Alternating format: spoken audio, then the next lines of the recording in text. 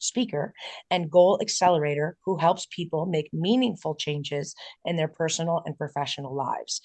She has been a certified coach for over 15 years and is the author of Doubtful to Decisive, 8 Steps to Get Unstuck and Take Action. This is also available on Amazon as well. Monica is the owner of New Steps Life Coaching, working with entrepreneurs, leaders, managers, and teams, helping her clients achieve professional and personal goals with confidence, clarity, and a proactive plan of action.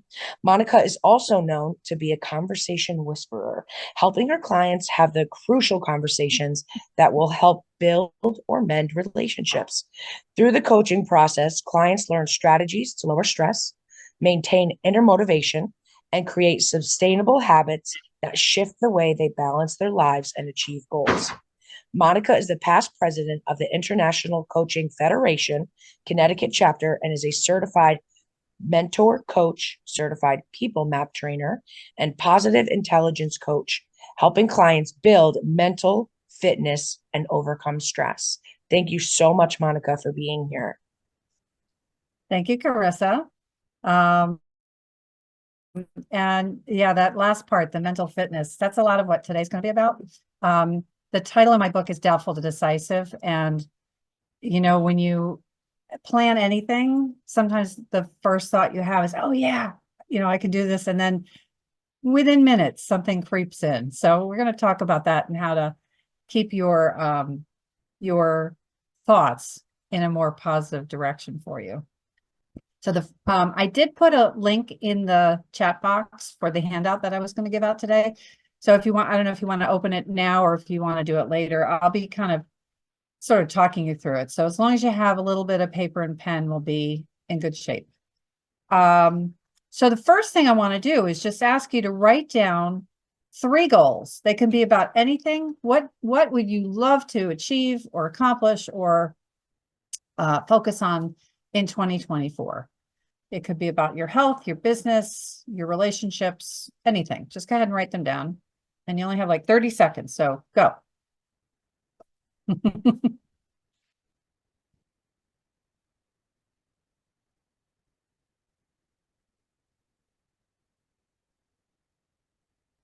You can give me a thumbs up if you've got that done.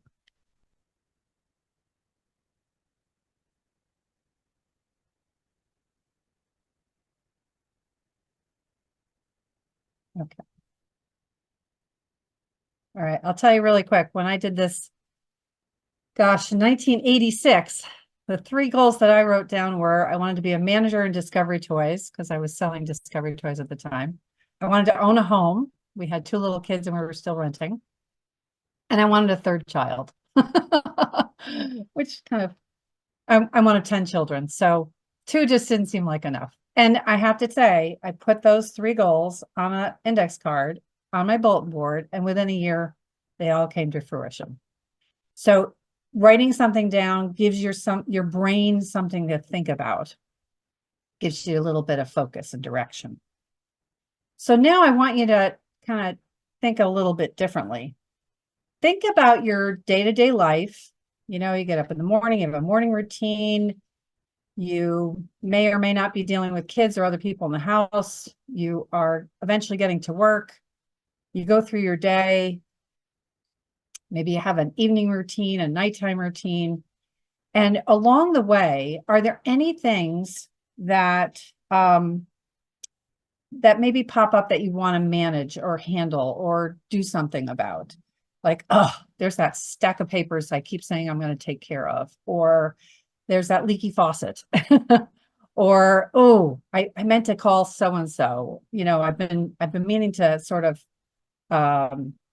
repair a relationship with a friend that we've kind of left things in a bad place. So things that keep popping up, maybe you kind of whack them down like a whack-a-mole, but it would be nice to address. So now I want you to write down 2 or 3 things like that, that maybe have been annoying you for a little while, festering, and you'd like to take care of. I have a couple of slides I'm going to share. When you think about the goal that you wrote down, or maybe that thing you'd like to take care of, particularly a goal like, yes, I am going to get healthy this year. I am going to go to the gym. I'm going to eat better. And you're like all excited. And then thoughts creep in. Maybe doubts about, oh, I don't think I can get that done. I don't have time. Maybe you start doing something and you're like getting really frustrated. It's not going the way you planned. Maybe it's not working out, or you're worried, or that part of you like, oh, this is too scary. I can't do that. Those are the thoughts that really keep us from getting where we want to be. And so when I think about the difference between doubtful and decisive, that's where I want to focus today. So we have these 2 parts of our brain. One part of us is that survivor brain. And the hand on the hot stove represents that thought. Obviously, if we actually had our hand on a hot stove, we would want to feel the pain and then take our hand right off. But instead, sometimes in the case of, achieving a goal or something, where we just fester on the problem. That won't work. This is too hard. I don't know where to start. Yeah, it didn't work out the last time. And we stay over there in that hot stove place. And if you've ever, and I'm going to take off the screen for a second. I'd like to see some faces. If you've ever, had that come to Jesus moment, like, all right, I am going to do this. What helped you get there? Taking a few slow, deep breaths, taking a breath, just focusing on what is it that I really want? How do I want to make this happen? Who can help me do these things? I can do this one little step at a time. So if you think of that sage brain, that other part of our brain, and they literally are, you're functioning from 2 different parts of the brain. When you are stuck, triggered, frustrated, overwhelmed, doubtful, you are living in one different part of your brain than when you are in the flow and making things happen and moving forward. So it's really important to recognize when you are having that hot stove moment or that doubtful moment and just stop. So just for a minute, I want everybody to put your feet on the floor, maybe put your hands in your lap and relax, and just take a few slow, deep breaths. And by reconnecting with your body, maybe you just listen to the sound of snow falling outside or the birds chirping a month from now. Cars going by. Just connect to one of your senses. You can rub your hands together and take some slow, deep breaths. If anyone's ever been a presenter, this is a great idea to throw in a 2-minute mindfulness moment. Calm yourself down.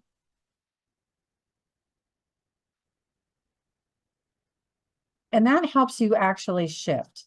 Okay, from here, all right, what is that one thing I want to do? So I'm going to tell another really quick story. There was a time about 7 years ago when I had 2 projects going on at the same time. How many of you have had to deal with like, what do I do first? Does that sound familiar? Because of course we try to do everything. And what I found was that I wasn't doing anything for either project because I was so frustrated and so angst filled. Oh, I should have done this last week, or I'm not sure to where to go with this project. And one happened to be the website for my nonprofit, my coaching federation. I don't know how I ended up being the webmaster, but I was. And of course, that was the year they decided we're going to revamp the entire website. So I was really in over my head. The other situation was an actually opportunity for my coaching. And I was going to be part of a summit and create a webinar, and that was going to become an ebook. And it was exciting, but it was scary. So I found myself working on neither of them. And I said, okay, you're a coach, figure this out. And what was the first thing I did? So that was kind of awareness. I'm aware I'm not working on it. And I accepted that I need to work on something. And I decided my mindset was I will pick one thing and pick one of the two projects, one step I can take and just work on that one thing. And I decided, the next morning, 9 o'clock, I was going to sit in my chair and do that one thing. And I did it. And I felt so much better. How many of you feel relief when you're like, oh, I finally did that thing I've been avoiding?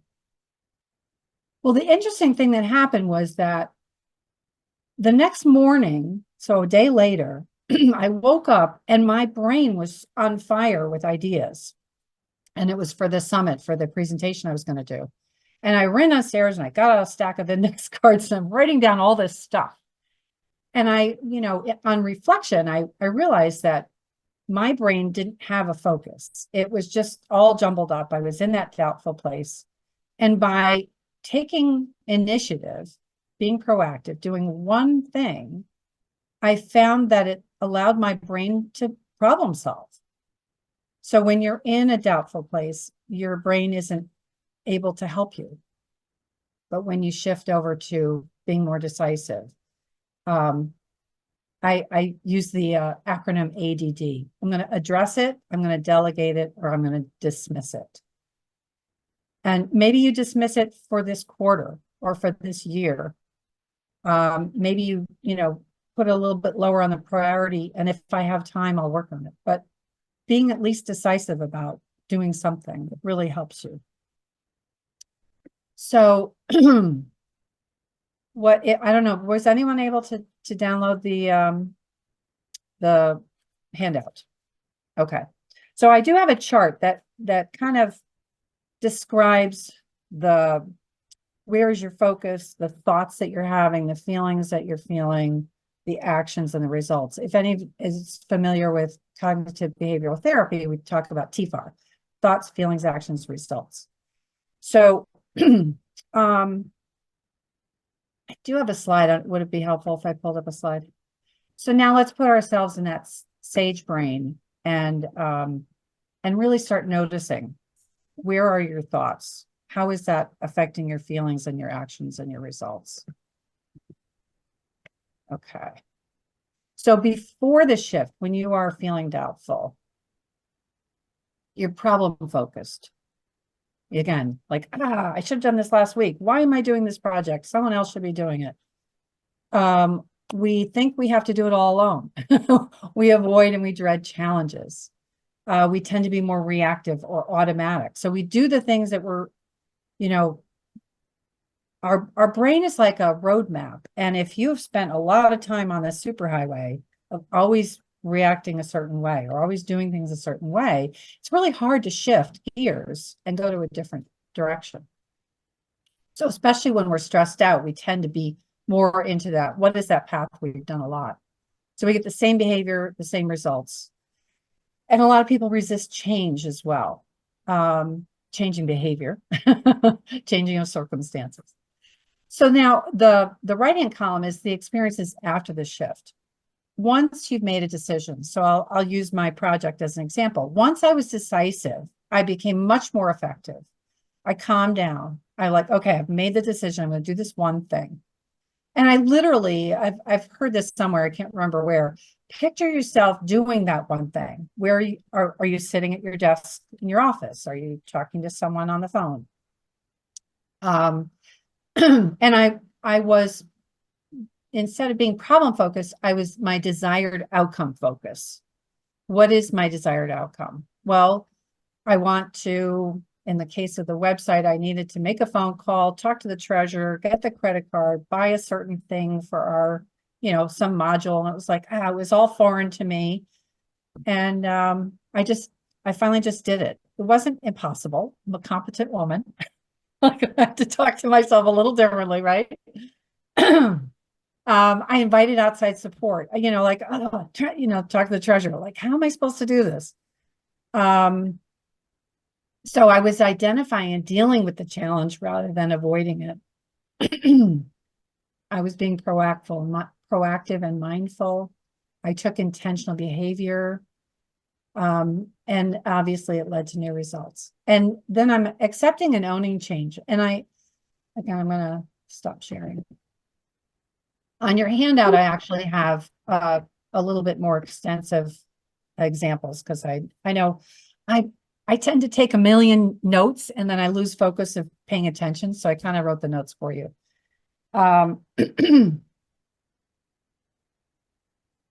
The accepting part, and I do have, my book talks about 8 steps to get unstuck and take action.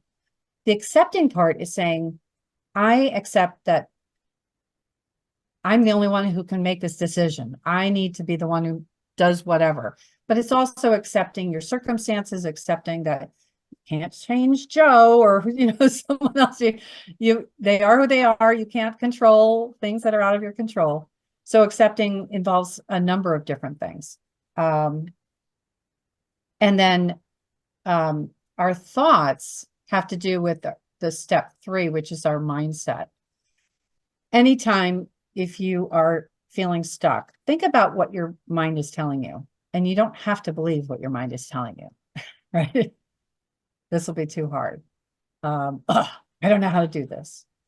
If you take a few slow, deep breaths and calm down, you're like, yeah, I know what I need to do. Just allow yourself that moment of grace to just figure it out. And if you don't know, ask someone. So our thoughts are like the engine that keep us moving. And if they are, you can be in reverse, backing out of something that you said you would do, or now your fear is having you go in the other direction. Your thoughts can kind of keep you running in neutral, like you're not moving anywhere. Or your thoughts can put you in forward gear so that you can go forward. Just out of curiosity, have any of you had a moment where you said, yes, I'm going to do this thing that I've been avoiding? Anybody? And want to share like a moment when they did that and what did they do? Anybody want to talk? Deirdre, you're unmuted. Go ahead. This kind of started out with my real estate career like 15 years ago, where I was changing careers from advertising to real estate. And I was going to start negotiating short sales, but I never did one. And I just said, how is anybody going to know?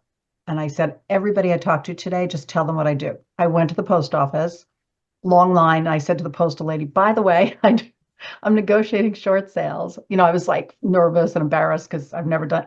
Gave her my card and she asked me if I can wait a minute till the line calmed down. And she was my first short sale. So just putting yourself out there, gave me confidence to then tell everybody. Yeah. Yeah, exactly. Just something that you might be nervous about and not wanting to do. Like I learned from that moment to just put yourself out there and just say it because. And short sales are not easy.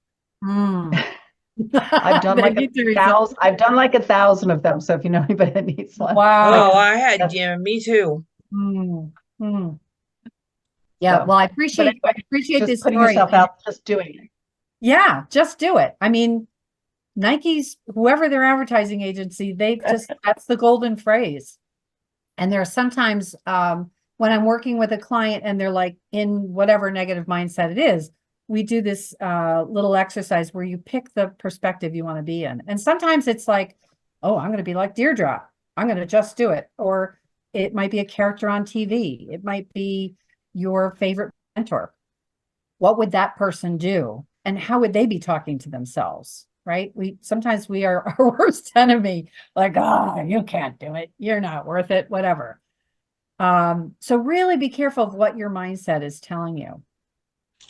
And I know I didn't really talk about it much on the handout, but the other steps that are part of my 8-step process is, so there's awareness, what's going on, what do I want, what's working, not working, acceptance, which is kind of the first shift in mindset. And then you really get into how do I want to be? You're like, I'm going to do this.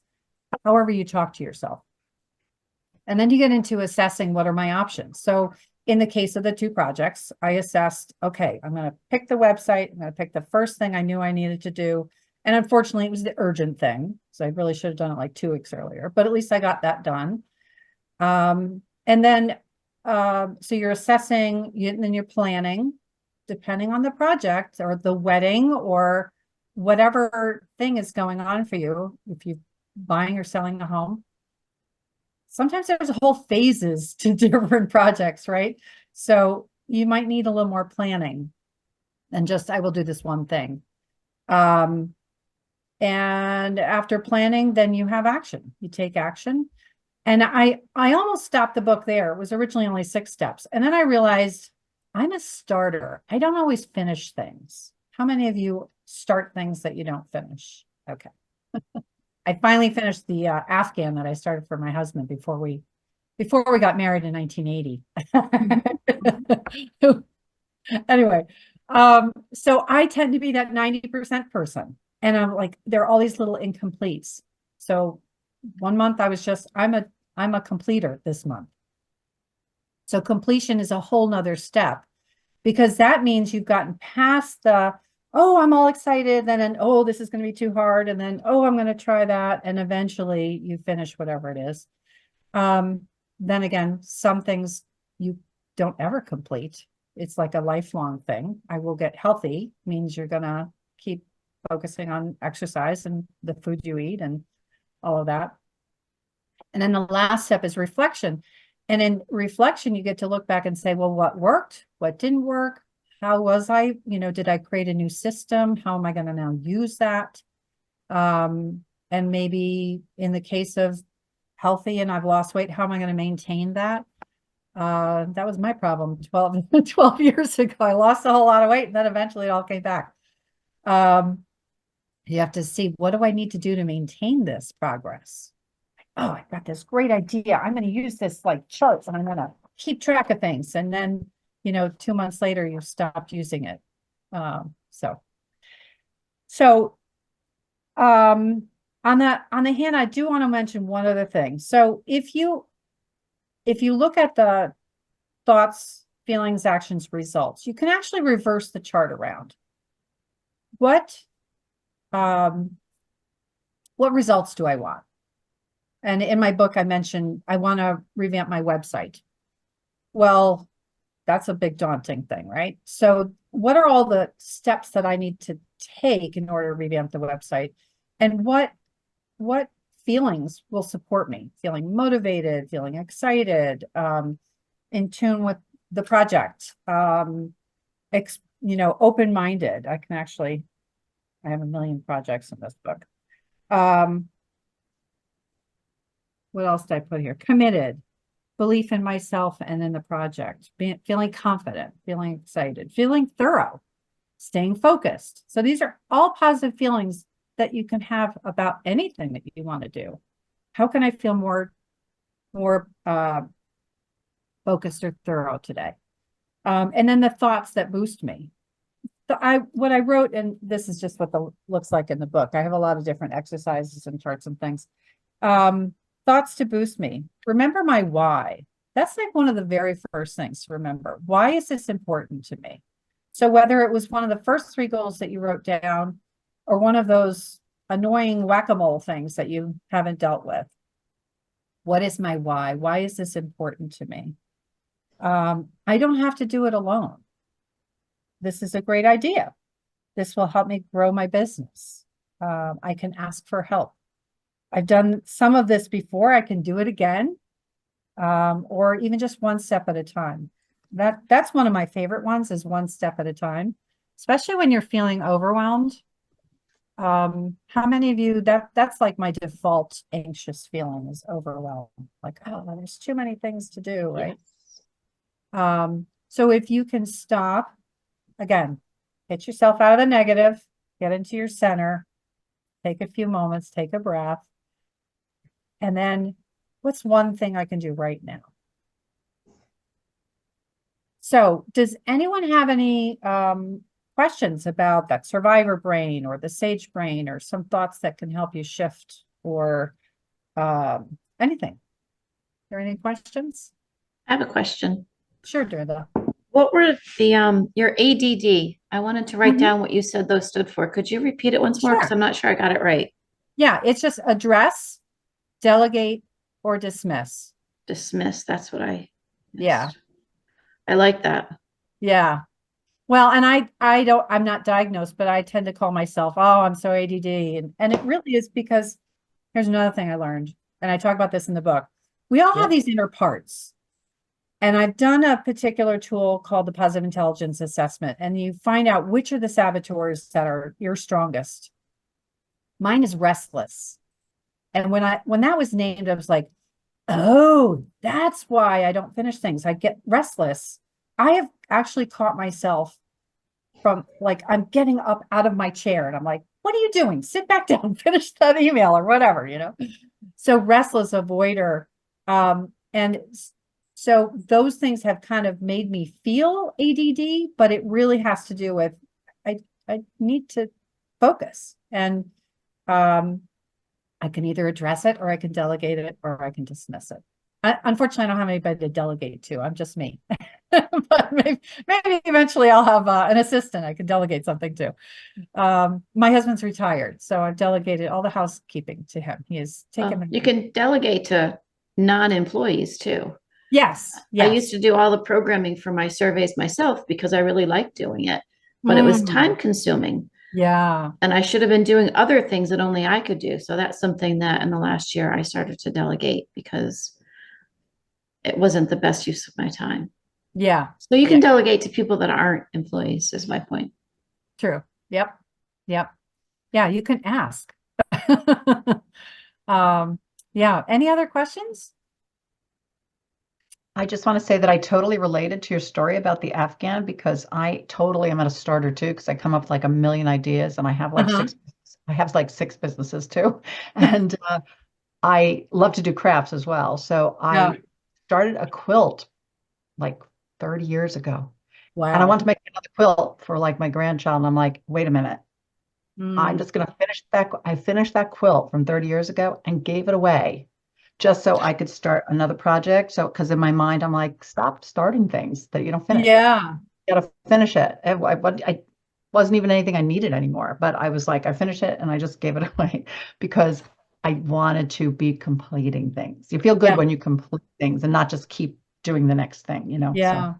Yeah. I can't believe you gave that away. A quilt is not easy because guess what? I am 5 months away from 40. I'm holding on for dear life. But when I first started in banking, my mom, my grandmother, my aunt are huge quilters, like huge. I was younger. One of my bosses was having a baby. I started a baby quilt, right? Not a huge project, but it was a project. I discovered I'm not the best. It's okay. I took it. So that project sat around until I was pregnant with my son. And guess when it got finished? So now I have that quilt. I saved it and I felt so proud of myself, whether it was originally intended for my son or not, doesn't matter. But I get to see it once in a blue moon and I'm like, I can't believe I really finished that. So that is kudos to you for giving that away because that was such a proud thing for me. Yes. Well, let me give you a tip that I went to a quilting store to ask them something, and then I gave them the whole quilt, and they did the whole thing on the machine. So I only did the front part and the back part, and then like $150, and they did the whole thing on a machine. It was perfect. Yeah, so my aunt does that. It's cute. And there's an example of delegating, Deirdre. You did the part that was most important to you, the piecing together and all of that. And the machine quilting, you know, the batting in the middle and all that. Yeah, I have a quilt that my mom was in the middle of, and she passed away in 1993, and it's still sitting in my attic. And I'm not a quilter. So, but anyway, so I do want to tell you that, yes, I'm disappointed because I had books that if anybody wants my book, I have copies of it. I live here in Shelton. I can bring them to GVCC, or if you want to go to Amazon.com, you can buy them there. Do you have it in e-form? Yeah, there's an ebook, a paperback, and a hardcover. Yep. It's not Audible yet. That will be next year's But if project. we write to you, you're going to send us an ebook? Oh, I can't. No, I can't send the ebook. That's through Amazon. Okay. Sorry. But if you go to my website, it's monicaleggett.com. I do have a screen with some final things on it. So let me just go to that. If you want to take a screenshot, you can see. All right. What's the last page? Yeah. So you can get to free consultation. You can join my newsletter list. If you go to monicaleggett.com, you can see the events page, and there's you can subscribe and stay on top of. I don't send out a lot of newsletters, so you will not be bombarded from me. And I also am offering a by the book and a clarity coaching session. So the two together, if you're interested, that will be on the website for a while as well. Can I ask you, how do you usually work? Do you do group coaching or you do one-on-one?